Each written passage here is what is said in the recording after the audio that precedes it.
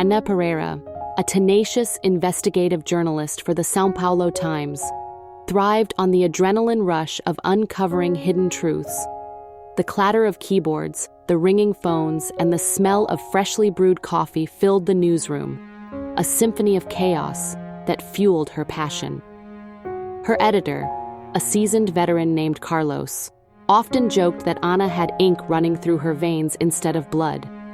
One sweltering afternoon, as the city simmered under the relentless Brazilian sun, Ana's routine was interrupted by an anonymous email.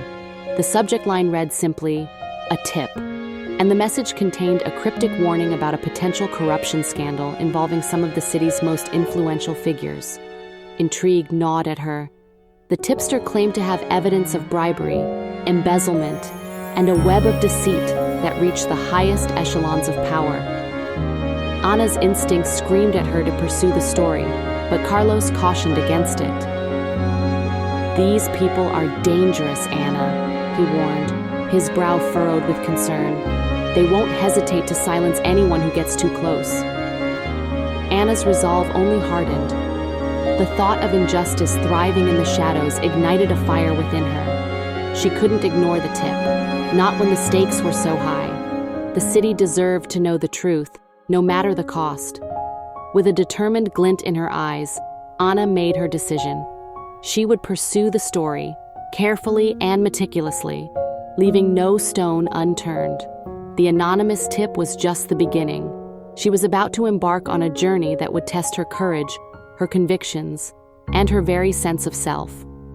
Ana arranged a clandestine meeting with her anonymous source at a dimly lit cafe tucked away in a quiet corner of the city. The source, a nervous man in his late 30s with a receding hairline and a haunted look in his eyes, introduced himself as Paulo. He worked as an accountant for one of the companies implicated in the corruption scandal. Paulo's voice trembled as he recounted the details of the scheme, describing a complex network of shell companies, offshore accounts, and illicit transactions.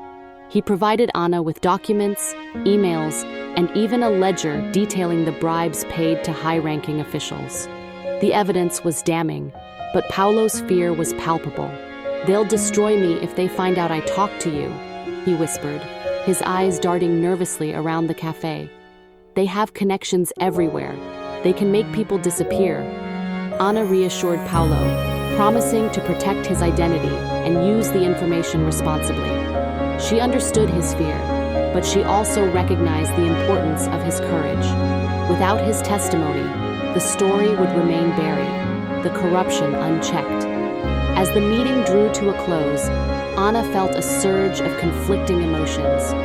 On one hand, she was exhilarated by the evidence she had gathered, the potential to expose a massive scandal and bring justice to those affected. On the other hand, she was burdened by the weight of Paulo's fear, the knowledge that her actions could have dire consequences for him. Leaving the cafe, Ana walked through the bustling streets of São Paulo, her mind racing. She knew she was walking a tightrope, balancing the pursuit of truth with the need to protect her sources. The stakes were high, but her resolve remained unwavering. The city deserved to know the truth, and she was determined to bring it to light, no matter the cost. Armed with Paulo's information, Ana dove headfirst into the labyrinthine world of corporate corruption. She spent countless hours poring over financial records, cross-referencing names, and tracing the flow of illicit funds. The deeper she dug, the more she realized the extent of the scandal. It was a tangled web of deceit, involving not just businesses, but also politicians, judges, and even law enforcement officials. Ana's investigation led her to the doorstep of several of the companies implicated in the scheme. She posed as a potential investor, seeking information about their operations and financial dealings. The executives she met were smooth and polished, their smiles masking a cold ruthlessness. Ana could sense the tension in their eyes, the subtle unease that betrayed their guilt. But it was her encounters with the victims of the corruption that truly fueled her determination. She met with families who had lost their homes due to fraudulent land deals, small business owners driven to bankruptcy by unfair competition, and ordinary citizens denied access to basic services due to embezzled funds. Their stories of hardship and despair ignited a fire within her, a burning desire to expose the perpetrators and bring them to justice. As Anna's investigation progressed, she began to feel the weight of unseen eyes watching her every move. She received anonymous threats, her car was vandalized, and her apartment was broken into. The message was clear: back off or face the consequences. Fear gnawed at her, but she refused to be intimidated. She knew she was getting close to the truth, and she wouldn't let anything stop her. With each step forward, she felt a sense of purpose and resolve, a conviction that her work mattered, that she was fighting for something bigger than herself. The pressure mounted with each passing day. Anna's investigation had become an obsession, consuming her every waking moment. She barely slept, her dreams haunted by the faces of the victims and the sinister whispers of the corrupt. The stress began to take a toll, her once vibrant spirit dimmed by a growing sense of isolation and fear. Carlos, her editor, grew increasingly concerned. He urged her to tread carefully, reminding her of the dangers she faced. "These people are ruthless, Anna," he warned. "They'll stop at nothing to protect their interests. You need to think about your safety." Anna understood his concerns, but she couldn't shake the feeling that she was on the cusp of something monumental. The evidence she had gathered was overwhelming, the story too important to ignore. But the threats were real, the risks undeniable. Doubts crept into her mind, whispering insidious thoughts of self-preservation. Was it worth risking her life, her career, everything she had worked for, to expose the truth? Could she live with herself if she backed down now, knowing the injustice that would continue to fester in the shadows?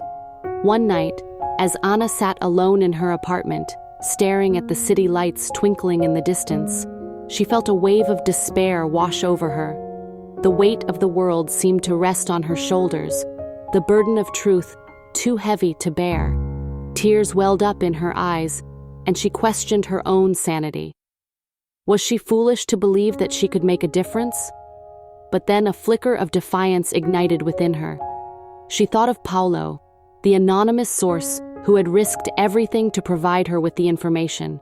She thought of the victims, their faces etched in her memory, their stories of suffering echoing in her ears. She couldn't let them down. She couldn't let the corrupt win. Ina woke the next morning with a renewed sense of purpose. The doubts and fears that had plagued her the night before had dissipated, replaced by a steely resolve. She had made her decision. She would publish the story, no matter the consequences. She spent the day meticulously reviewing her notes, organizing the evidence, and crafting the narrative. The story was complex, but she knew she had to present it in a way that was both clear and compelling, leaving no room for doubt or misinterpretation. As she wrote, Anna felt a surge of adrenaline, a mix of excitement and trepidation. She knew she was about to unleash a storm, to shake the very foundations of the city's power structure. The corrupt would fight back, but she was ready for them. Carlos, her editor, watched her with a mixture of admiration and apprehension. He knew there was no stopping her now. Anna was a force of nature, unstoppable in her pursuit of the truth. "Are you sure about this, Anna?" he asked, his voice tinged with concern. "There's no turning back once this story is out there." Anna looked at him, her eyes burning with conviction. "I'm more sure than I've ever been about anything in my life, Carlos," she replied. "This story needs to be told. The people deserve to know." With a final click of the mouse, Anna submitted the story for publication. The weight of the world seemed to lift from her shoulders, replaced by a sense of liberation and empowerment. She had made her choice, and she was ready to face whatever came next. The truth was out there, waiting to be unleashed. And Ana Pereira, the fearless journalist, was the one who would set it free. The morning the story broke, São Paulo awoke to a seismic shift. Ana's exposé, splashed across the front page of the São Paulo Times, sent shockwaves through the city. The meticulously detailed article laid bare the intricate web of corruption, naming names and exposing the depth of the deceit. The city was abuzz. The story dominated conversations on the streets, in cafes, and on social media. The public was outraged, demanding justice and accountability. The names that had once been synonymous with power and prestige were now tainted with scandal. The corrupt officials scrambled to contain the damage, issuing denials and launching smear campaigns against Ana and the newspaper. But the evidence was irrefutable, the public outcry too loud to ignore. Investigations were launched, arrests were made, and the once untouchable figures found themselves facing the full force of the law. Ina watched the unfolding events with a mix of satisfaction and trepidation. She had achieved her goal. The truth had been revealed, but she knew the fight was far from over. The corrupt would not go down without a fight, and she was prepared for the backlash. The São Paulo Times newsroom was flooded with calls and emails, some praising Ana's courage, others condemning her actions. Carlos, her editor, stood by her side, his pride in her work evident. "You did it, Ana," he said, his voice filled with emotion. "You brought the truth to light." Ana smiled, a genuine smile that reached her eyes. "We did it, Carlos," she corrected him. "This was a team effort." As the day drew to a close, Ana walked home through the city streets, her head held high. She had faced her fears, overcome the obstacles, and emerged victorious. The city was forever changed, and she had played a crucial role in its transformation. The truth had prevailed, and Ana Pereira, the fearless journalist, had become a symbol of hope and resilience in a world hungry for justice. The aftermath of the exposé was a whirlwind of activity. Ana found herself thrust into the spotlight, hailed as a hero by some, vilified as a troublemaker by others. The corrupt officials, desperate to salvage their reputations and evade justice, launched a relentless campaign to discredit her. Anonymous threats escalated, becoming more menacing and personal. Ana's phone rang incessantly with calls from unknown numbers. Her inbox flooded with hate mail. She was followed, her movements monitored, her every step scrutinized. The once familiar streets of São Paulo now felt like a hostile territory. Carlos insisted on hiring a security detail for Ana, but she resisted, refusing to let fear dictate her actions.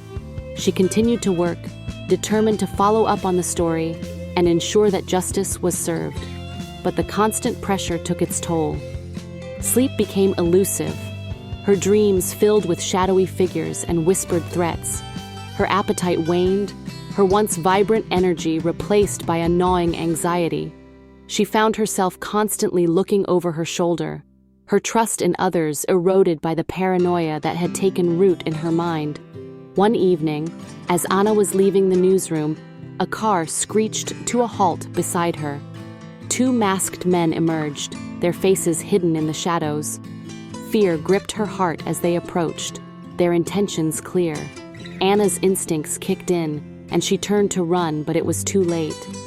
The men grabbed her, their hands rough and unforgiving. She struggled, her cries for help swallowed by the indifferent hum of the city. Just as she was about to give up hope, a familiar voice cut through the darkness. "Leave her alone!"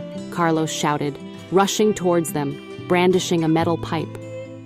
The men hesitated, surprised by the unexpected intervention. Ana seized the opportunity and broke free, her heart pounding in her chest.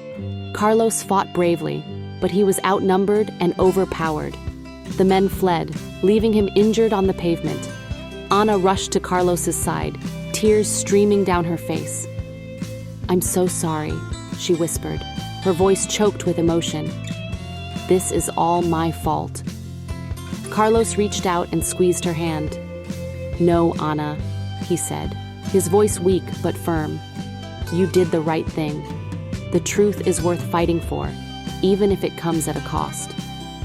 In the weeks that followed, the corruption scandal continued to unravel, its tendrils reaching deep into the city's institutions. Anna's story had ignited a movement for change, a collective awakening that demanded transparency and accountability. The corrupt officials were brought to justice, their ill-gotten gains seized, their reputations shattered. The victims of their crimes found solace in the knowledge that their voices had finally been heard, their suffering acknowledged. Anna, though forever marked by the experience, emerged stronger and more determined than ever. She had paid a price for the truth, but she had also gained something invaluable: the knowledge that her work mattered, that she had the power to make a difference in the world. The São Paulo Times newsroom, once a place of chaos and deadlines, now hummed with a newfound sense of purpose. Anna's story had reminded them all of the true meaning of journalism, the importance of speaking truth to power, no matter the cost. As Anna sat at her desk, her fingers poised over the keyboard, she felt a surge of gratitude. She was a journalist, a truth seeker, a voice for the voiceless. And she was ready to face whatever challenges lay ahead, armed with the knowledge that the pen in the hands of the brave was mightier than the sword.